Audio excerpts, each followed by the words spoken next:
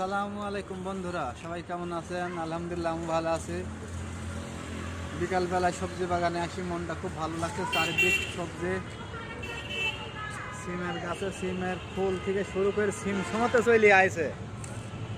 আর গাছে মরিচ মনে করেন যে পাইকি দেখা হয়ে যাচ্ছে, কি হারে মরিচ ধরেছে। এদিকে আলু গাছ লাগাইছি, এদিক তো ফুলকপি, পাতাকপি, পেঁয়াজ, রসুন, বরবটি, টমেটোর গাছ, বেগুনের গাছ, মোটামুটি সংসারের যা লাগে সব কিছুই দেখা আছে হয়ে গেছে।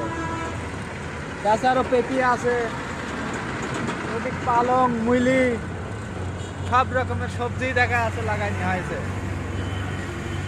আপনাদের সাথে বারবার করে বলি, আপনাদের বাড়ির আশেপাশের আঙিনায় যদি এইরকম খালি জায়গা থাকে তাহলে আপনারা সবজি আবাদ করবেন এবং সংসারের অনেকটা সাশ্রয় পাবেন।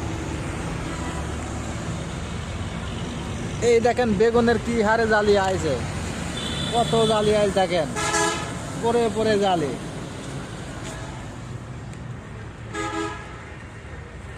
এটা হচ্ছে সাহেব বেগুন, এটাকে সাহেব বেগুন বলা হয়। এই বেগুনটা খেতেও খুব স্বাদ, বা বেগুনটা হয় খুব বড় বড় বা বড় বড় হয়, খুবই সুন্দর লাগে এই বেগুনটা। আপনাদের মাঝে দেখেন কদু গাছ, দেখেন যে কি পরিমাণ জালি আসছে কদু গাছে।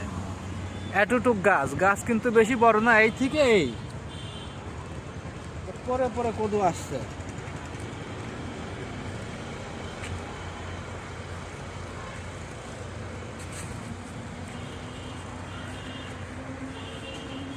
এটা হচ্ছে পুঁই শাক, এই দেখেন কি পরিমাণ ফুল আছে, তার সাথে ফলও ধরে ফেলেছে। মোটামুটি সব রকমেরই সবজি আছে বাগানে।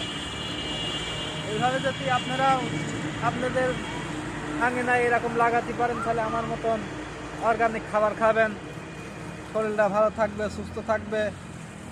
আর খাবেন সব দেখা আছে বাজারের কেনাকাটা সার ফাঁসের জিনিস, কীটনাশক ব্যবহার করে, এইসব খালি তো শরীর এমনি অসুস্থ হবে। আর দেখেন এরকম দেখা যাচ্ছে তরতাজা শাকসবজি খাই আমি কিরকম তরতাজা বেড়াচ্ছি। তবে ঘন শীত লাগছে আর ঠান্ডার আবহাওয়া বেশি, তো এই জন্য জ্যাকেট মার গায়ে দিয়ে আছে। তো ভিডিওটা ভালো লাগলে অবশ্যই সবাই লাইক কমেন্ট শেয়ার করবেন।